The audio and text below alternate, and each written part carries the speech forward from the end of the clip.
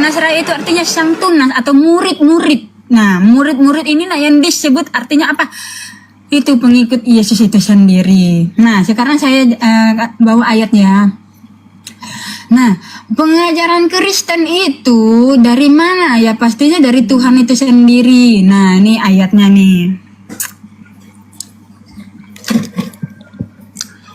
Aduh bener ya, ada dua nih. Tetapi penghibur yaitu Roh Kudus yang akan diutus oleh Bapa dalam namaku, dialah yang akan mengajarkan segala sesuatu kepadamu dan akan mengingatkan kamu semua yang telah kukatakan kepada kamu. Jadi segala sesuatu ya berbicara firman Tuhan tentang kehidupan, tentang apapun itu dari Tuhan itu sendiri. Oke. Nah, ada ayatnya lagi. Bentar ya, sabar. 1 Korintus 11 ayat 23. Ini juga nih. Sebab apa yang telah kuteruskan kepadamu telah aku terima dari Tuhan, yaitu bahwa Tuhan Yesus pada malam waktu ia diserahkan mengambil roti. Jadi apa yang telah diteruskan oleh rasul-rasul itu, yang didapatkan dari Tuhan Yesus itu diteruskan kepada kami. Tentunya apa? Tentang perjamuan kudus, ya kan? Ajaran Kristen tentang apa? Perjamuan kudus. Nah, perjamuan kudus ini dari Tuhan Yesus itu sendiri. Bukan dari bapak-bapak gereja, tetapi dari Tuhan Yesus itu sendiri yang mengajarkan murid-muridnya untuk perjamuan kudus. Makanya dia berkata di sini, apa yang telah kuteruskan kepadamu telah aku terima dari Tuhan. Jadi artinya Tuhan itu sendiri yang mengajarkan murid-muridnya. Nah, contoh lagi yang lain. Matius 28 ayat 19 nih.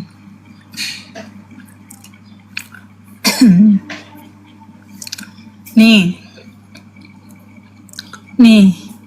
Karena itu pergilah. Mana ini Bang Faruk ini? Aduh. Nih, karena itu pergilah dan jadikanlah semua bangsa muridku dan baptislah mereka dalam nama Bapa, Anak dan Roh Kudus. Dan ajarlah mereka melakukan segala sesuatu yang telah kuperintahkan. Jadi ajaran Kristen itu ya dari Yesus itu sendiri. Cuma sebenarnya kenapa ada kata Kristen? Sebenarnya bukan kata Kristen, yang ada itu adalah murid, ya. Karena Tuhan Yesus di sini berkata, jadikanlah semua bangsa muridku. Ya, muridku, bukan Kristen. Jadikanlah semua bangsa Kristen gitu, nggak ada. Tetapi muridku. Tetapi kenapa akhirnya kata Kristen ini muncul? Yaitu karena dari kata Antioquia itu, dari kata Antioquia. Begitu Bang. Jadi ajaran Kristen itu ya dari Tuhan Yesus itu sendiri, Yeshua HaMashiach. Nah, ada lagi 2 Petrus 1 ayat 20 nih. 2 Petrus 1 ayat 20 nih. Yang terutama harus kamu ketahui bahwa nubuat-nubuat dalam kitab suci tidak boleh ditafsirkan menurut kehendak sendiri. Nah, sebab tidak pernah nubuat dihasilkan oleh kehendak manusia, tetapi oleh dorongan Roh Kudus. Orang-orang berbicara atas nama Elohim. Paham ya? Makanya ini di ayat yang tadi ini, di ayat Yohanes 14 ayat 26 itu jelas di situ Bang. Sebenarnya nggak perlu banyak-banyak ayat sih ya. Yohanes 14 ayat 26 nih. Makanya kembali lagi nih ayat yang tadi nih. Jadi ajaran kekristenan itu ya sumbernya dari Tuhan itu sendiri, bukan dari manusia. Cuma kenapa banyak sekali ajaran-ajaran Kristen yang banyak telah menyimpang, itu karena manusianya itu sendiri yang menafsirkan sesuai dengan kehendak sendiri, yang menafsirkan sesuai dengan ilmu pengetahuan mereka. Oke, sekian. Udah toh, simpel kan? Artinya Tuhan Yesus itu sendiri, di mana Dia adalah yang mengajarkan kita semua. Oh, udah ya. Kenapa? Kenapa? Udah kan we. Iya sudah. Oke, terima. Tasya, saya rasa si Tasya itu masih punya akal yang sehat. Apa yang saya tanyakan dengan data-data yang kau berikan nggak nyambung loh Tasya. Kalaulah memang ajaran Kristen itu bersumber dari Yesus, jangan dijawabin. Nah, ini waktuku loh. Iya. Kalau memang ajaran Kristen itu bersumber dari Yesus, ya, kenapa kau pada waktu yang sama tadi mengatakan ketika Yesus diutus ke dunia ini belum ada penyebutan Kristen pada masa itu? Jujurlah kalian, yang melahirkan Kristen itu adalah Paulus dalam KPR 11 nomor 26. Untuk kali pertama di Antioquia lah murid-murid itu disebut dengan Kristen. Sementara ketika Yesus hidup di atas bumi, dia tidak pernah membawa ajaran Kristen. Lisan dia dan murid-muridnya tidak pernah menyebutkan Kristen. Itu yang pertama. Yang kedua, kalau kau bawa dalam Matius 28 nomor 19, jadikanlah semua bangsa muridku. Harusnya kalian panggil Yesus Tuhan, bukan, harusnya kan panggil Yesus itu guru, bukan Tuhan. Di situ kan katanya murid, gitu loh. Lawan dari murid itu adalah guru. Harusnya kalian panggil dia guru, bukan Tuhan. Di nomor 20-nya, Matius 28 nomor 20, ajarkanlah mereka seperti apa yang kuperintahkan kepadamu. Dengan modalkan itu kau katakan Kristen itu adalah ajarannya Yesus, Tasya. Mana ayatnya Yesus memerintahkan kau makan babi? Di mana ayatnya Yesus mengajarkan kalian untuk tidak bersunat? Di mana ayatnya Yesus nyuruh kalian, memerintahkan kalian ke gereja hari Minggu?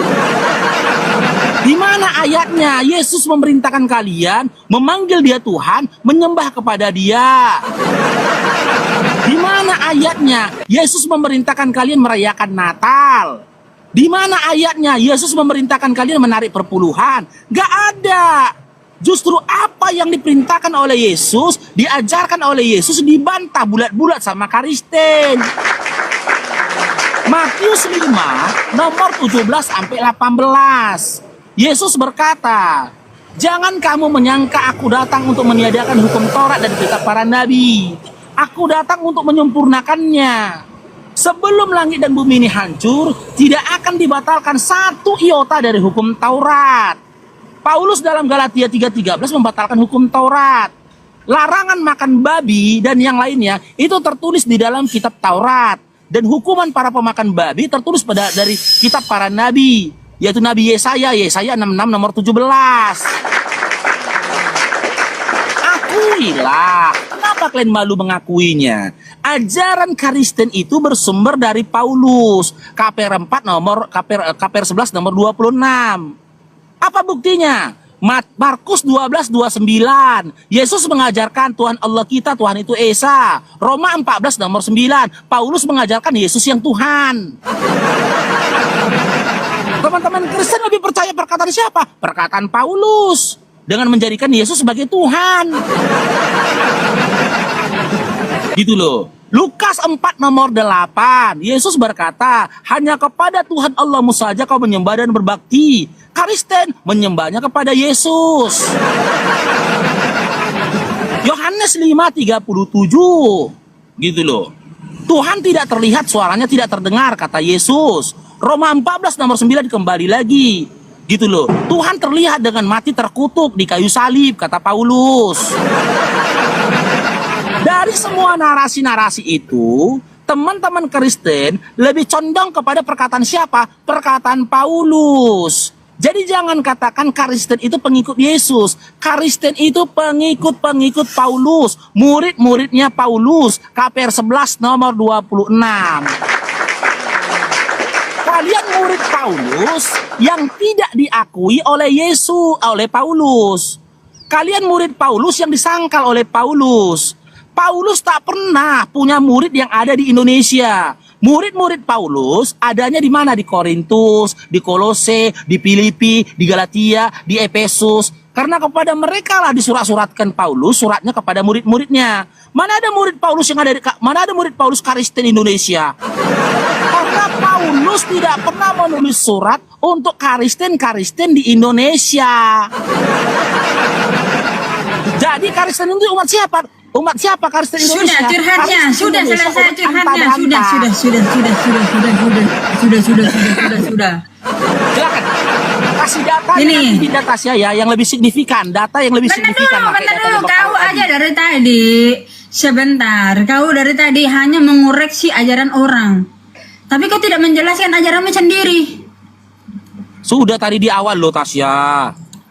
Iya di awal, Kenapa tapi tadi di awal? ujung-ujungnya ya ajaran saya yang kau koreksi. Oke, gue jelasin ya. Karena kebohongan. Kenapa? Udah, silakan.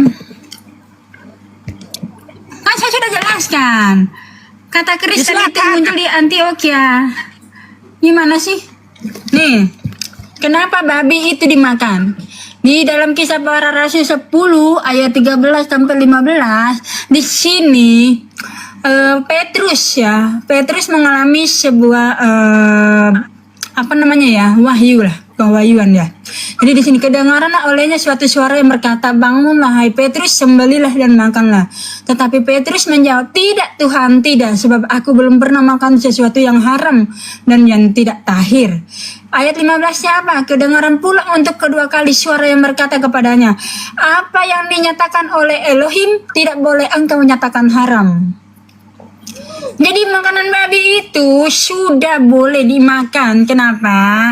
Karena kita harus memahami konteks hukum Taurat itu, Bang. Konteks hukum Taurat itu diadakan untuk apa? Supaya mereka menguduskan diri. Orang-orang mentaati, orang-orang Israel itu mentaati setiap hukum Taurat itu supaya apa? Menguduskan diri mereka. Termasuk rambut gondrong, ya, bersunat. Terus apalagi makanan haram, menghormati hari Sabat. Terus apalagi mencuci tangan. Jadi mereka itu lebih memperhatikan ritual daripada hati. Nah sama seperti kalian. Kalian hanya memperhatikan ritual daripada hati kalian kepada Tuhan. Kalau sekarang orang Kristen itu, Bang, bukan lagi namanya ritual, tetapi Tuhanlah yang melihat hati. Sejauh mana hatimu ini mengasihi Tuhan, itu lebih penting daripada ritual. Gitu. Jadi ritual yang zaman orang Israel lakukan itu justru malah mereka menjadi orang yang munafik. Contoh ya, orang-orang Farisi ini mengaku dirinya hebat, dirinya bersih, suci, melakukan semua Taurat, melakukan semua hukum-hukum Tuhan. Ternyata hatinya busuk. Itu artinya orang-orang munafik. Makanya orang-orang yang melakukan ritual itu pasti sama seperti orang Farisi.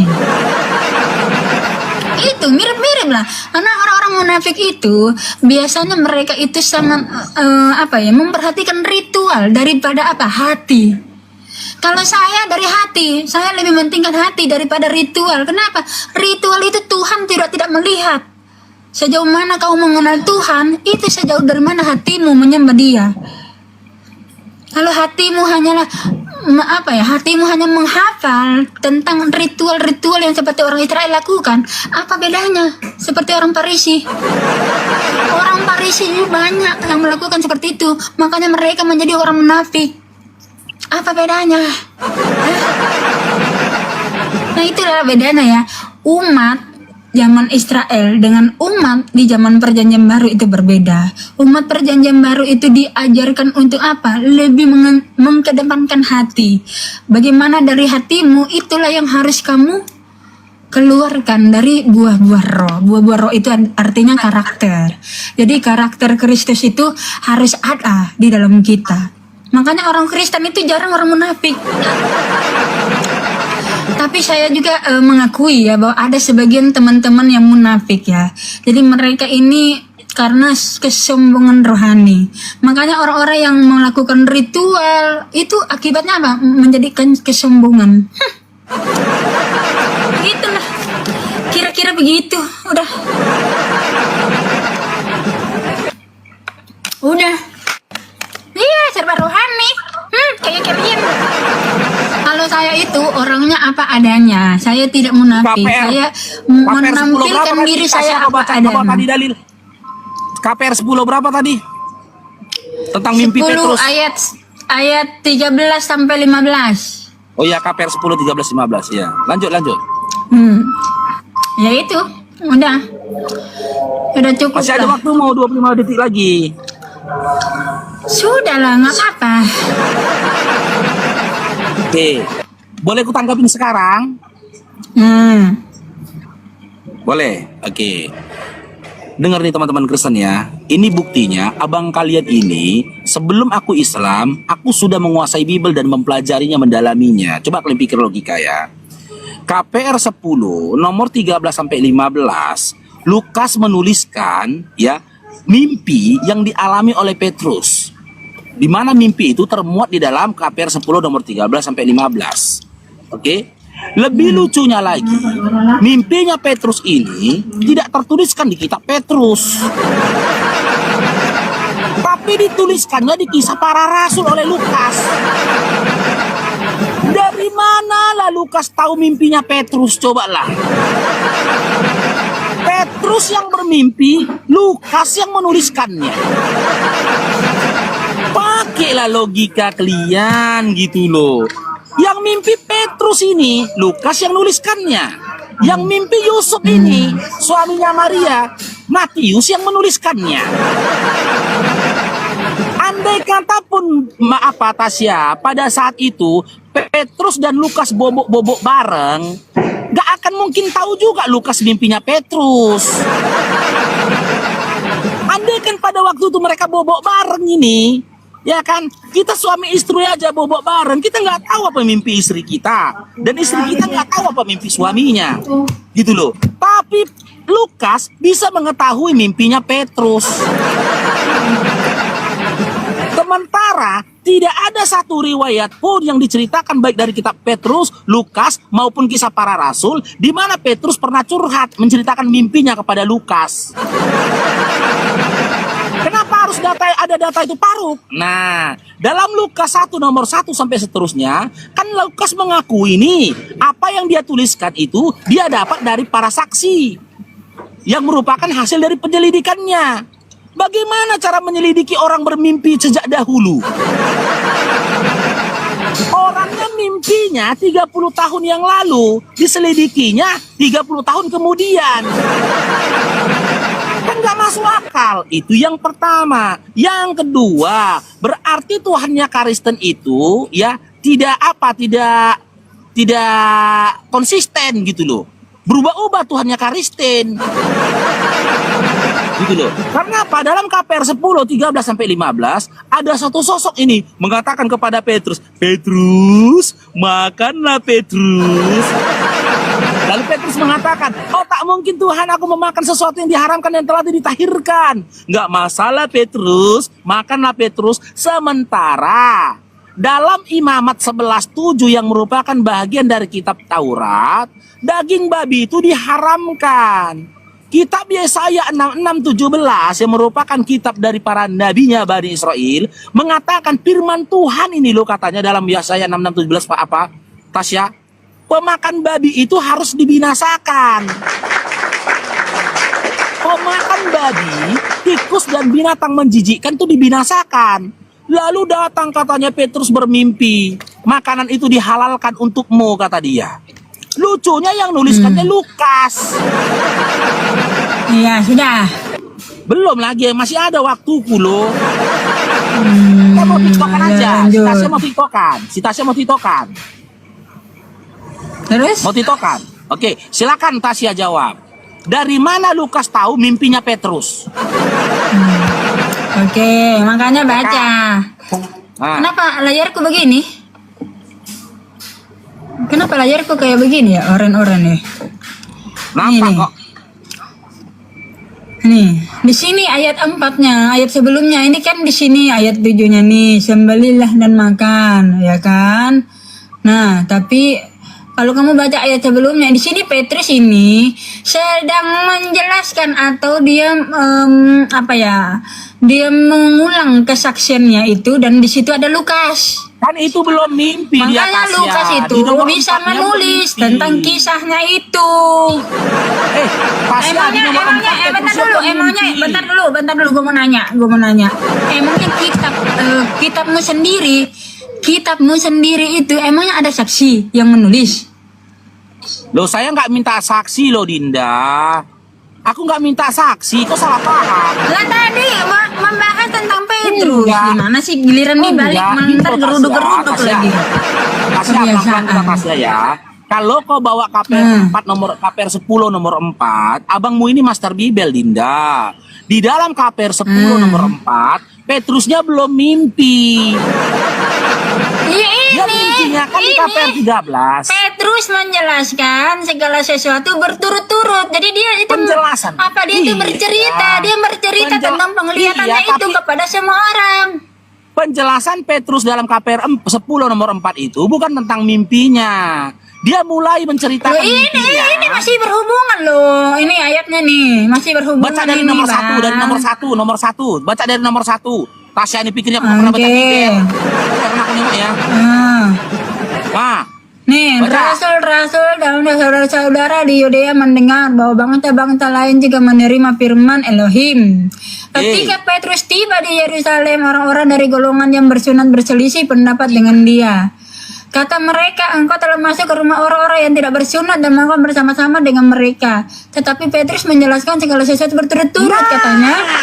Aku sedang berdoa di kota Yope. Bentar dulu, dengar dulu kita baca ayat selanjutnya. Di ayat 4 Benar dulu, tiba-tiba rohku diliputi bersunat. kuasa ilahi dan aku melihat suatu penglihatan. Nah, jadi dia bercerita di sini, menjelaskan Iya. berturut-turut, menjelaskan tentang penglihatan suatu benda berbentuk kain lebar yang bergantung pada keempat sudut yang diturunkan dari langit sampai di depanku. Aku menatapnya dan di dalamnya aku lihat segala jenis binatang berkaki 4 dan binatang liar dan binatang menjalar dan binatang burung-burung. Lalu aku mendengar suara berkata kepada aku, bangunlah hai Petrus, sembelilah dan makanlah. Jadi dia menjelaskan berturut-turut soal ini penglihatannya Tentang dia. apa? Menjelaskan tentang apa dia? Persoalannya kenapa dia menjelaskan tentang apa dia sebelumnya? Ya ini tentang Tentang apa? penglihatan. Di Tentang ayat sebelumnya penglihatan tentang ini. apa? Bahwa makanannya itu makanan babi yang dulu Bukan diharamkan tentang malah itu, di jadi ayat boleh. 4-nya, Tasya. Di ayat Mana 4-nya bukan ini? cerita tentang babi, tentang bersunat. Dibacalah dari nomor 1-nya, Tasya. Turunkan, biar abang ajarin. Tengok nih, Iya, diturunkan, tapi lanjut di ayat 5-nya Turunkan ini dari, kan iya, dari nomor 1-nya ini, dari kita satu ulangi. perikop Nah, ini. nih. Turunkan Ini dari satu nomor 1, perikop dari ini nomor 1, masih Tasya. berhubungan. Iya, Gimana sih? Ini Petrus ini menjelaskan berturut-turut. Nah kamu baca nggak bisa potong-potong. Ya iyalah. Mana nyambung? Enggak loh, Kalau Tasya. kamu baca keseluruhannya ini. Nah ini keseluruhannya ini tentang Ini aku yang apa? buka ya. Nah Ini di ayat 5 Tasya ini. ini bohong aja si Tasya ini. Gak boleh gitu lah, Oh, Tasya. ini baca. Ini makanya jangan setengah akal. Mana sih? Tengok nih Tasya, kau gak boleh gitu nih. Ini abang bacakan ya. Tengok nih dari nomor 1-nya. Ya, KPR 10. Di kota Kaisarea ada seorang bernama Cornelius, seorang perwira yang melepas, ya kan, KPR 10 tadi itu kan? Ya kan? Tasya? Oke. Cornelius adalah seorang, Iya, 10. iya kan? 11. Enggak, 11, KPR 11 oh iya, KPR. ini. Bentar. Oh ya, ini dia. KPR 11. Nih, KPR 11 kan, tengok nih ya. Rasul-rasul dan saudara-saudara Yudea mendengar bahwa bangsa-bangsa lain juga menerima firman Allah. Ketika Petrus tiba Firman di Elohim. Yerusalem, orang-orang dari golongan yang bersunat berselisih pendapat dengan dia. Orang-orang yang bersunat berselisih pendapat dengan dia. Dengan siapa?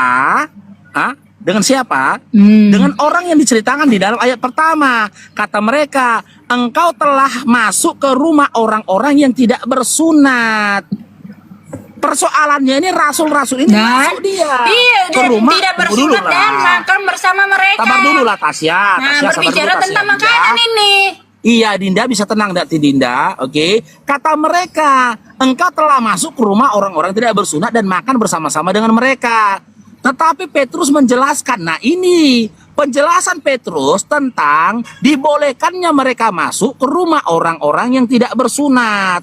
Tidak ada korelasinya dengan mimpi dia. Mana di dalam ayat sini 13 sampai nih, baca di ayat 4-nya 15 nih. gitu loh. Maka mulailah Petrus menjelaskan kepada mereka secara terperinci sambil berkata. Nah ini Iya, berarti yang dijelaskan. perkataan yang dia ulang ini atau dijelaskan Petrus. Iya, yang dijelaskan ini tentang dia. di ayat 5 sampai habis.